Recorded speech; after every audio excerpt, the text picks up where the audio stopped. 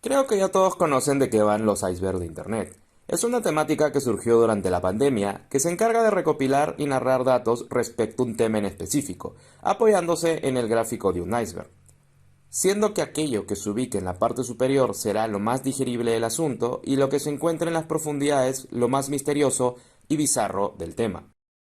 El día de hoy les traigo un iceberg sobre un tema en particular, relatando aquellas historias y leyendas sobre avistamientos de criaturas extrañas en nuestra capital. Sin más, este es el iceberg de leyendas urbanas y monstruos de Lima.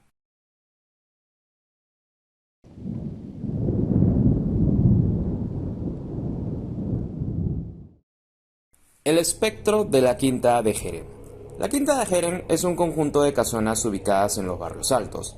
En sus inicios fue uno de los condominios particulares más lujosos, pero con el transcurso de los años ganó la fama de albergar una historia bastante turbia. El 24 de febrero de 1928 se reportó el suicidio del empresario japonés Seiguma Kitsutani. La decisión del nipón se debió a problemas con el envío de productos que debía traer a Perú. Esto se agravó con las denuncias y presiones que estaba recibiendo por ello. El estrés fue tal que terminó con su propia vida empleando el ritual japonés seppuku, cortándose el cuello. La noticia se divulgó en varios diarios de la época, y hoy en día visitantes de la Quinta de Jerem reportan haber visto su fantasma merodeando por la casona. El Cristo de la iglesia de Santa Clara. La historia de esta iglesia data del año 1605. El templo está ubicado en Barrios Altos, específicamente en el centro histórico de Lima, en Perú, y fue el quinto convento femenino en fundarse en la capital.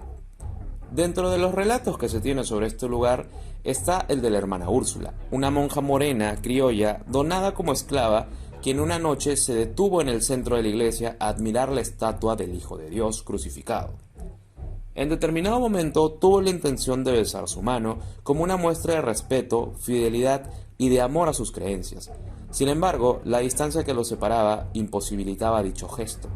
No en balde, según se cuenta en esta historia, la imagen de Cristo se habría descolgado y se acercó a los labios de Úrsula, para que ésta pueda llevar a cabo su cometido. La mujer quedó atónita ante tal revelación y casi pierde el conocimiento por haber vivenciado el indescriptible suceso. La enfermera del Hospital Arzobispo Loaiza. Por los años 60, una pareja de enfermeros estaba a puertas de contraer matrimonio.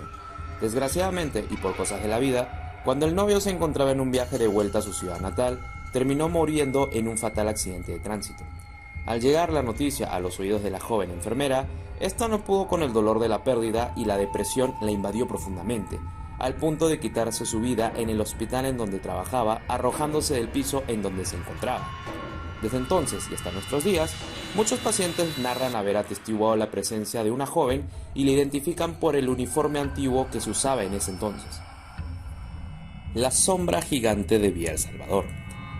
Marcos Gutiérrez cuenta que a las 9 de la mañana, mientras jugaba fútbol en una cancha de Vía El Salvador, de pronto en el cielo apareció una luz que reflejó una sombra gigante en toda la superficie, cubriendo casi todo el cielo. Era una sombra enorme y amorfa. Esto sucedió por María Teguiladé de Vía El Salvador. Adicionalmente, reporta no haber escuchado avión alguno en el cielo ni haber visto ovnis, sino solamente el reflejo de algún ser enorme que cubrió la zona por breves momentos. La ballena varada de Vía El Salvador. En los inicios de Vía El Salvador, cuando todavía era un asentamiento casi desértico, se cuenta que un día los pobladores encontraron una ballena varada muerta en una de las playas aledañas del distrito. La carne de dicho animal habría sido usada para alimentar a cientos de familias que en ese entonces pasaban hambre. Luego de haber aprovechado hasta el último gramo de carne del animal, el resto del cuerpo de la ballena fue devuelto al mar como un símbolo de prosperidad, esperando que nuevamente el océano vuelva a apoyar a la gente del lugar con más raciones de alimento. Durante bastante tiempo, muchos pobladores realmente pensaron que otro cadáver de ballena cubierto de carne volvería mágicamente para alimentarlos, como si de un regalo divino se tratase.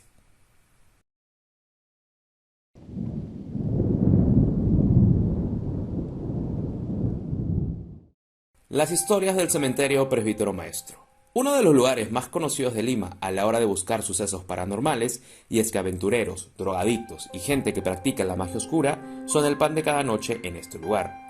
Historias sobre este cementerio hay muchas, como el pabellón de la bruja, una hechicera que practicaba la magia en estas lápidas y cuando la enterraron tuvieron que hacer dos nichos, uno para su cuerpo y otro para su alma. El pabellón de los suicidas, que trata sobre delincuentes que se suicidaron, valga la redundancia, y sus cuerpos que son enterrados en este cementerio nunca encuentran el descanso eterno. Así también la historia del niño Ricardo, el alma de un pequeño niño que ayuda a ciertas personas que hacen plegarias en el cementerio. Duendes. Todos conocemos a los duendes. Son seres diminutos con poderes mágicos, capaces de volverse invisibles y transformarse en animales o en personas. La verdad, hablar de los casos de avistamientos de duendes abarcaría para un video entero, y es que los reportes aquí son tan comunes como en el resto del mundo. Dentro de las tantas historias sobre estas criaturas tenemos el testimonio de la señorita Nancy Encanta, quien relata que casi secuestrada por un grupo de duendes, quienes la raptaron mientras dormía y la llevaron atada a la parte más alta de un cerro. Felizmente habría sido rescatada por un grupo de pobladores de la zona.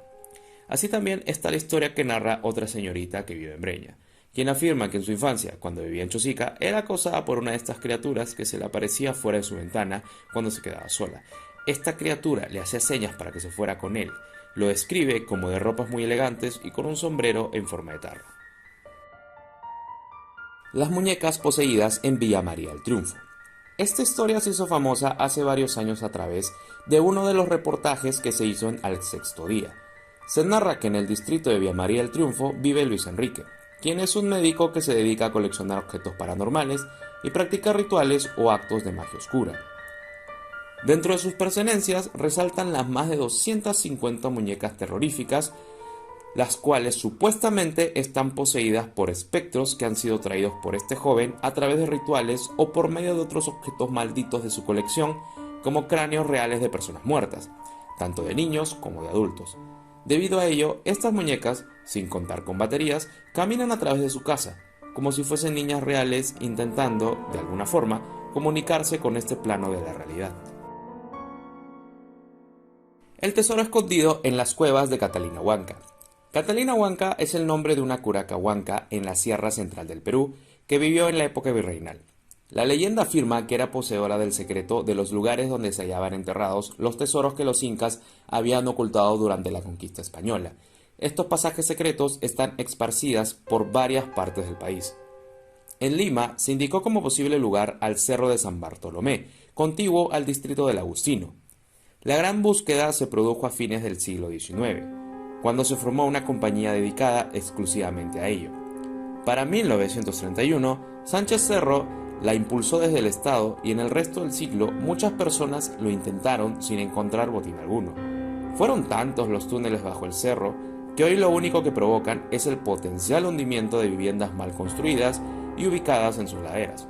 A pesar de ello, hay quienes piensan que todavía se puede encontrar ahí el tesoro de los incas y no cesan con su búsqueda. Los monstruos marinos de Cañete. En una publicación del Mercurio Peruano, que era una colección de periódicos que tenía como objetivo la difusión de toda clase de conocimiento y recogía cartas que enviaban sus interesados para que cuenten toda clase de descubrimientos y experiencias, el 26 de diciembre de 1790 llegó una carta que narraba cómo en las costas de Cañete se dejaron ver extraños animales marinos, con rostros de foca y cuerpos de blanco y negro, pero que hacían ruidos ensordecedores como si fueran toros. Los pobladores de la zona no reconocían este tipo de criaturas, y cuando se les contaba de ellas, señalaban que se podía tratar de brujas, y algunos extremistas se asustaban con la idea de que estos supuestos monstruos estarían avisando que se acercaba el fin del mundo.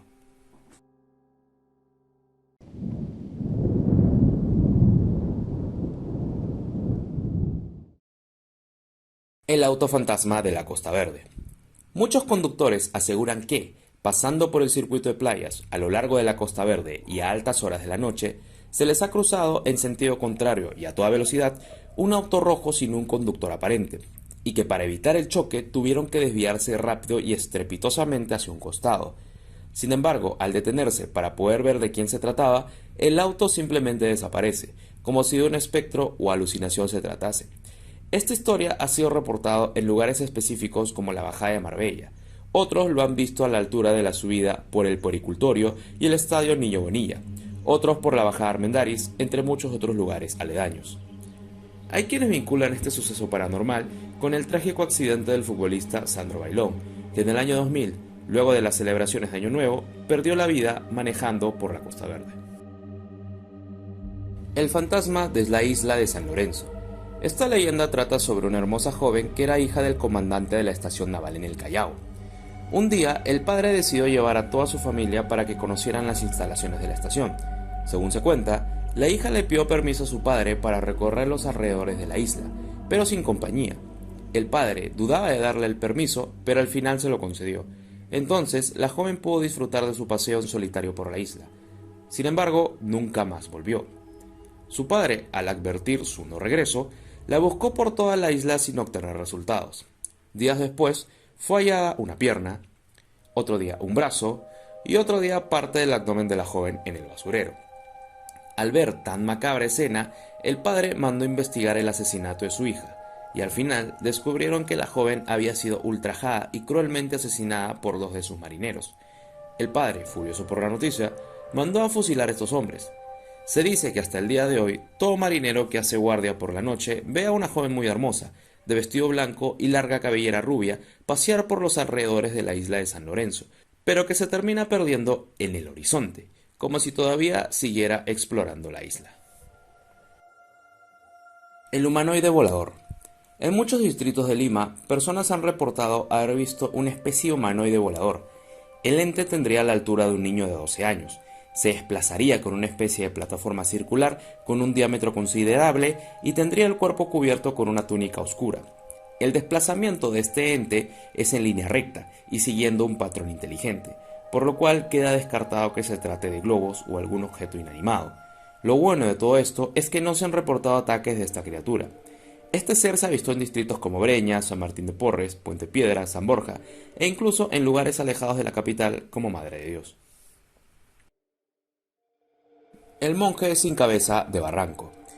Tiempo atrás había un cura con muy mal carácter que habitaba en la iglesia de la Ermita, una construcción emblemática de Barranco. Contrario a lo que debía profesar su fe, este hombre era muy malvado y se escudaba en sus creencias para cometer bajezas que quedaban impunes. Mentía, robaba, llevaba una vida inescrupulosa y aún así se daba el lujo de recriminar a sus fieles, tratándolos con condescendencia en lugar de ofrecerles consuelo por sus pecados. Un día, un terrible terremoto sacudió toda la ciudad de Lima, justo cuando el sacerdote estaba a punto de tocar las campanas. Una de ellas se desprendió y le cayó sobre la cabeza, fracturando su cráneo de tal manera que prácticamente le destrozó la cabeza. Cuando hallaron su cuerpo inerte en el campanario, solo se toparon con algunos restos de masa encefálica, huesos y manchas de sangre. Los que lo conocían aseguraban que aquello había sido un castigo divino, por no haber respetado su sagrado oficio. Después del terremoto, la iglesia fue reparada y poco a poco los feligreses volvieron a entrar para escuchar misa. Entre los asistentes nocturnos hubo quienes juraban haber visto a un hombre sin cabeza vagando por el patio. El susodicho llevaba los hábitos del monje, muerto y parecía estar rezando. Con el paso de los años, esta escalofriante presencia se volvió habitual en la ermita, quien al parecer nunca podrá encontrar el descanso eterno. El puerto perdido del Callao. El 28 de octubre de 1746 se registró un fuerte terremoto que afectó principalmente a las ciudades de Lima y Callao. Una de las zonas que más daño recibió fue el primer puerto, que pertenecía a un pequeño pueblo del Callao, falleciendo cerca de 5.000 personas producto del maremoto que se generó por el sismo. Actualmente solo puede verse un pedazo de tierra perteneciente a aquel lugar, que es la isla que hoy se denomina como El Camotal. Muchos son los relatos paranormales que rodean esta isla, que van desde supuestos carruajes con coches y caballos fantasmas, sonidos de las campanas de la iglesia que se hundió con el pequeño pueblo y el puerto, hasta de reportes de luces extrañas bajo el área donde se ubica esta isla. Son tantas las historias de estos avistamientos que algunos han nombrado al puerto que se perdió como la Atlántida peruana.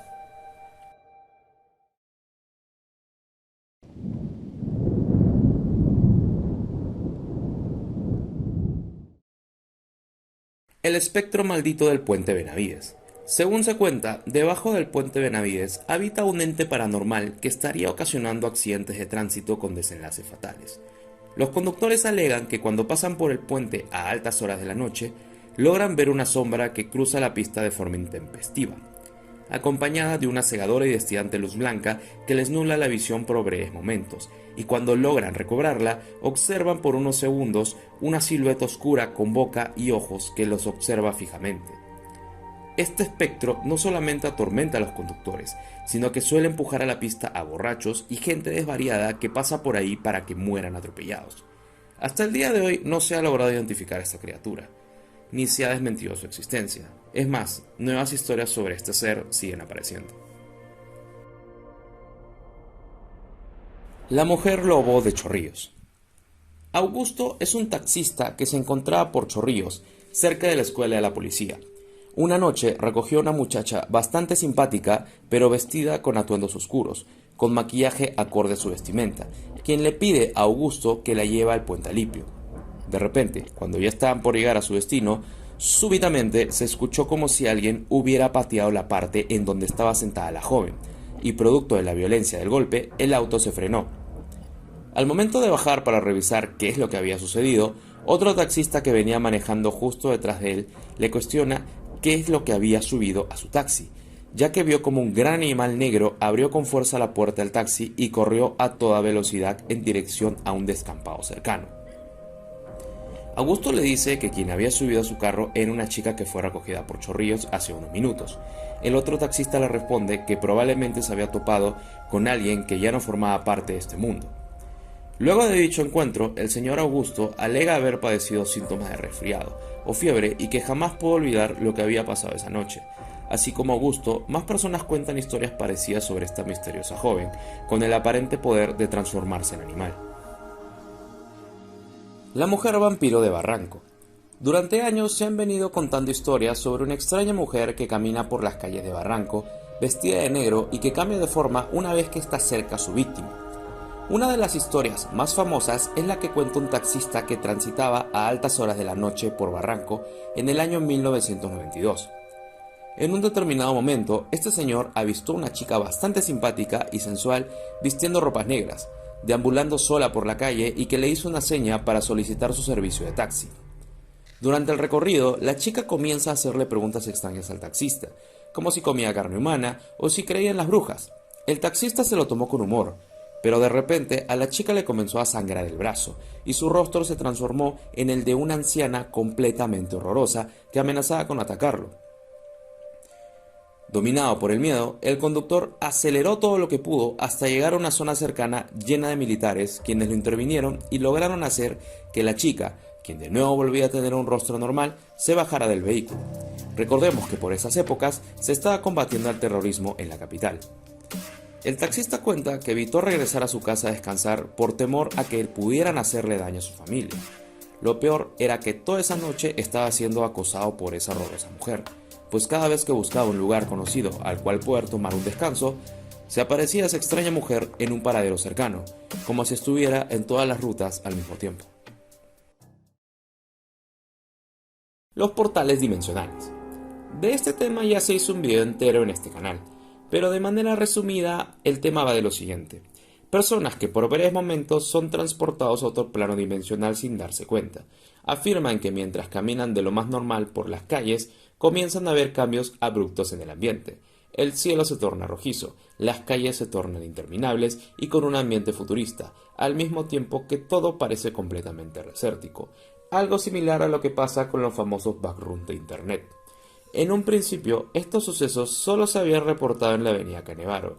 Sin embargo, con el tiempo, más personas afirman haber vivenciado estos acontecimientos en diferentes distritos de Lima, como Barranco y Pueblo Libre, y en otras partes del país. El OVNI de Punta Hermosa. El señor Jorge Álvarez Bonmac, exbuzo y defensor del patrimonio arqueológico, cuenta que un día entre el año 1975 y 1980 se encontraba por la isla de Punta Hermosa y la playa norte, buceando a 7 u 8 metros de profundidad y a unos 150 metros alejados de la costa, cuando de pronto avistó un objeto enorme y metálico que se aproximaba hacia él. Justo antes de que lo impacte, se abrió una especie de puerta que lo absorbió y lo transportó a un piso metálico con luces bastante iluminadas. Desconcertado, escuchó como unas voces extrañas le dijeron que no tenía de qué preocuparse, ya que todo estaría bien. Acto seguido fue devuelto al mar con la advertencia de que no le contara a nadie sobre lo que vio ese día, sino dentro de 40 años, ya que esos extraños seres tenían una base secreta en las profundidades de esa zona en la que buceaba, y le ordenaron que mantuviera el secreto por todos esos años.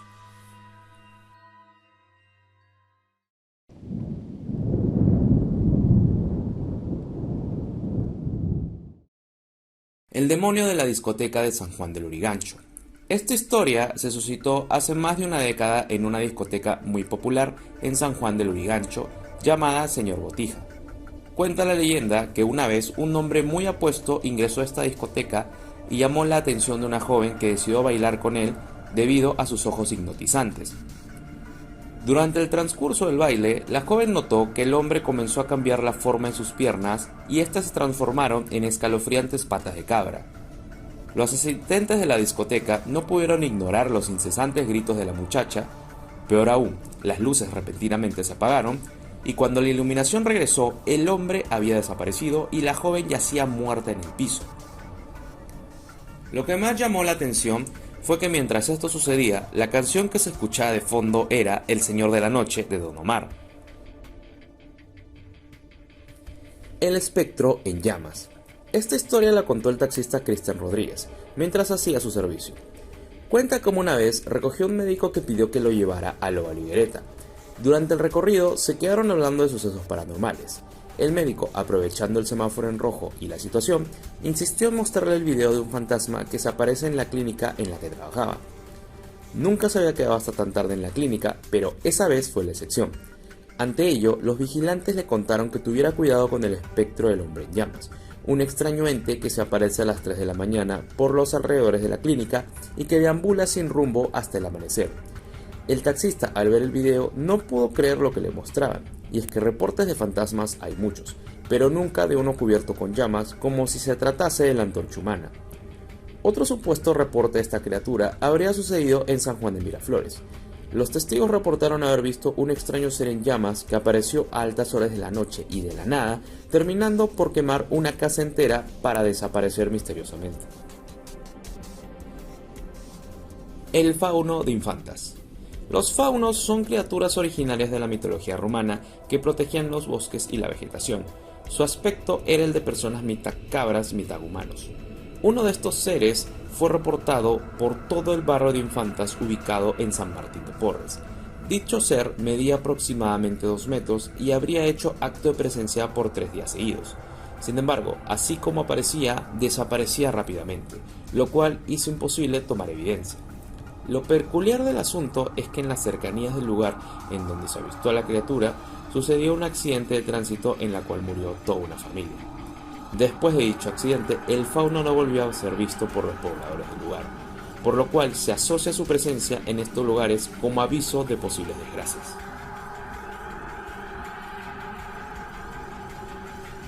Los lamentos de Lima Norte. Los vecinos de la avenida Las Palmeras del distrito de Los Olivos cuentan que aproximadamente a las 3 a.m. se comienzan a escuchar fuertes lamentos de una persona jadeando. El sonido tiende a ser tan fuerte y ensordecedor que algunas alarmas de autos comienzan a encenderse, y los perros no dejan de ladrar. A la fecha no se ha podido identificar el origen del sonido. Lo cierto es que las personas del lugar señalan que en dicha zona a altas horas de la noche suceden este tipo de eventos paranormales. La Gente Sombra. Elena Pariona es integrante del grupo de investigación paranormal Proyecto 33, quien cuenta que el año 2010, un 21 de mayo, de forma recurrente, solía caminar por su sala la silueta de un hombre completamente de negro. La descripción era de un hombre alto de aproximadamente 2 metros. Lo único que hacía ese ente era observarla a ella y a su familia. Las apariciones fueron tan recurrentes que prácticamente el ente convivía con ellos. Aprovechando que este ser no les hacía daño, se acostumbraron a su presencia. Sin embargo, los problemas volvieron a suscitarse cuando los sobrinos pequeños de la señora Pariona entablaron comunicación con esta criatura. Según el niño, no era una persona alta lo que veía, sino otro niño que lo observaba fijamente de forma tenebrosa. Este ente lo estaría incitando para que cometa atrocidades y comportamientos violentos. Poco se sabe, pero mucho se piensa sobre estas criaturas, como que son fantasmas que atormentan a las personas del lugar o seres de otra dimensión que de alguna forma entablan comunicación con este lado de la realidad.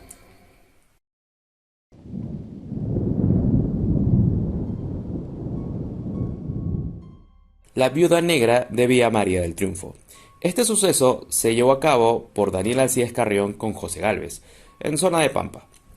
Un viernes por la noche, alrededor de las 0 horas, Juan Carlos Ruiz, de 19 años, se dirigía a su vivienda luego de terminar una pichanga con sus amigos.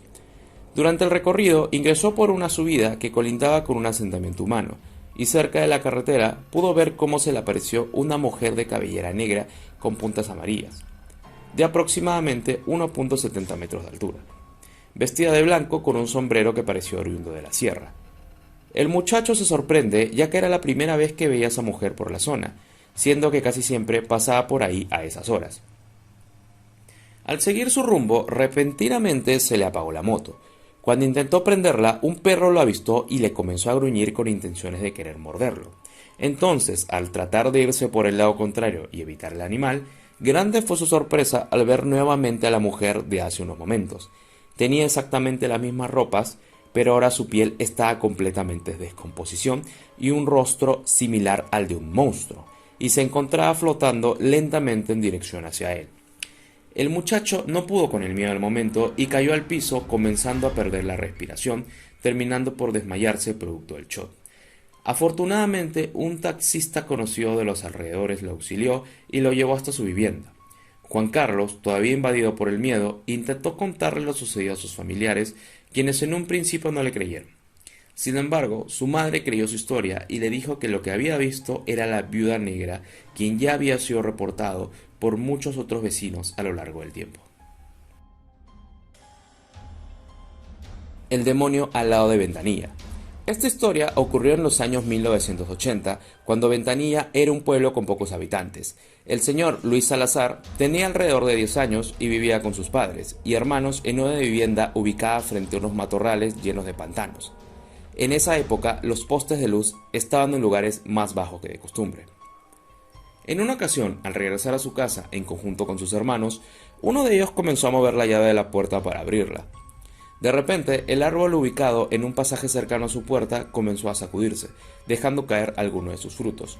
Los hermanos, al alzar la mirada para ver la causa de esto, jamás olvidarán lo que estaban a punto de presenciar, ya que pudieron ver a un ser de unos 2 o 3 metros de altura que tenía un rostro de lagarto, parecido a una serpiente, cuerpo bastante corpulento cubierto de escamas, con garras bastante pronunciadas y con un olor bastante pútrido. El pequeño Luis gritó desesperadamente del miedo y junto a sus hermanos corrieron lo más rápido posible al interior de la casa. Cuentan que lo último que pudieron ver de la criatura fue cómo ésta respondió a sus gritos moviendo sus brazos y dejando ver sus alas de un color marrón rojizo, con el objetivo de alzar vuelo para perderse en el horizonte. Los pocos vecinos que en ese entonces creyeron su historia alegaron que también habían visto esa extraña criatura y que pensaban que se trataba del mismo diablo. Las ouijas de mesa redonda. El señor Emilio Obregón es dueño de la Casa del Terror, la cual es conocida por albergar muchos objetos con linaje ocultista y paranormal. Cuenta que por el año 2013 fue a Mesa Redonda a comprar ouijas al por mayor. Había quedado con el vendedor para que se las entregue en un lugar determinado dentro de unos cuantos días. Al llegar el día para concluir con lo acordado, el vendedor trajo las ouijas en unas cajas que tenían la peculiaridad de encontrarse con los bordes quemados. El señor Obregón, algo decepcionado por el producto que iba a recibir, rechazó inmediatamente los tableros por el estado deplorable en el que se encontraban. Sin embargo, el vendedor insistió en entregárselas a como diera lugar. Inclusive se atrevió a bajarle bastante el precio al que habían pactado. El señor Obregón asintió a adquirirlas a un precio mucho menor. No obstante, con el tiempo se daría cuenta que estas ouijas tenían un detalle particular, y era que los niños que estaban cerca de ellas tenían fuertes pesadillas de personas quemándose en una avenida bastante recurrida, como si estuvieran vivenciando el incendio ocurrido en Mesa Redonda.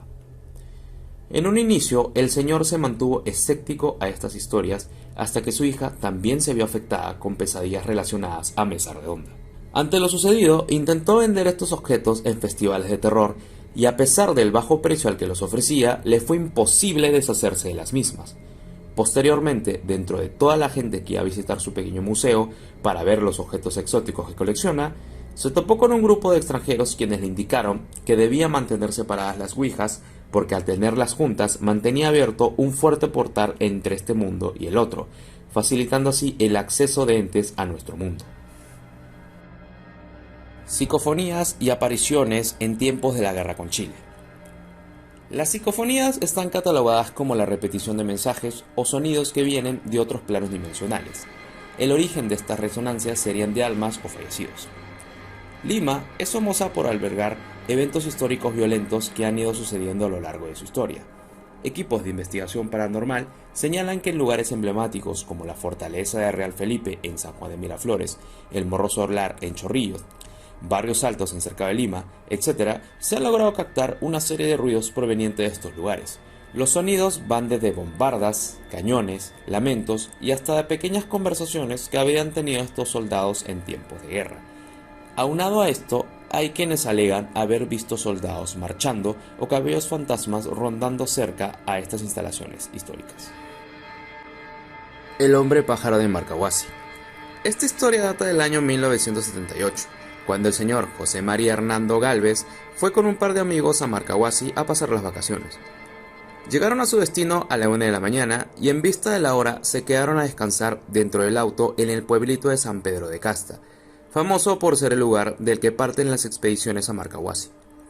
De repente, uno de los amigos de José le avisa que había unas especies de naves en el cielo, a lo cual José hizo caso omiso pensando que era una especie de broma. Sin embargo, ante la insistencia de sus amigos, no pudo evitar mirar al cielo, y lo que vio lo dejó atónito. Se trataban de 3 luces que se movían de forma coordinada por todo lo alto.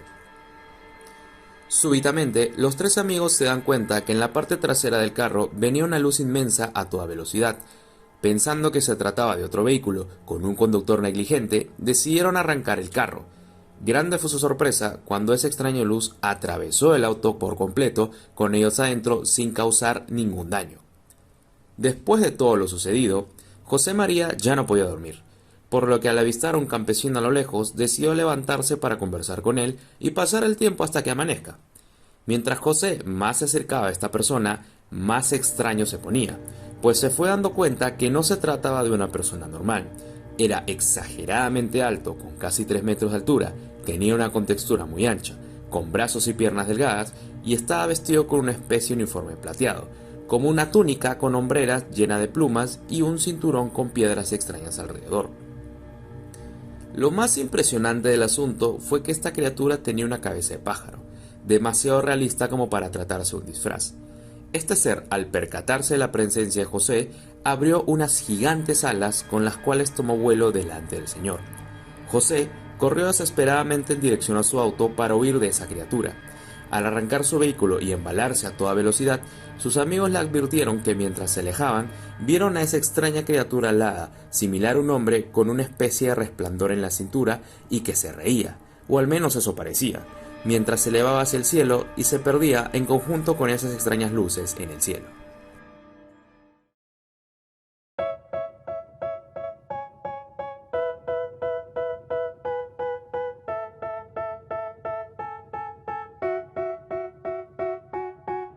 They tell me that I'm never gonna make it. They want me to do something that could make sense. They hate when I keep dreaming I'll be famous, but I don't give a fuck, I'ma keep chasing.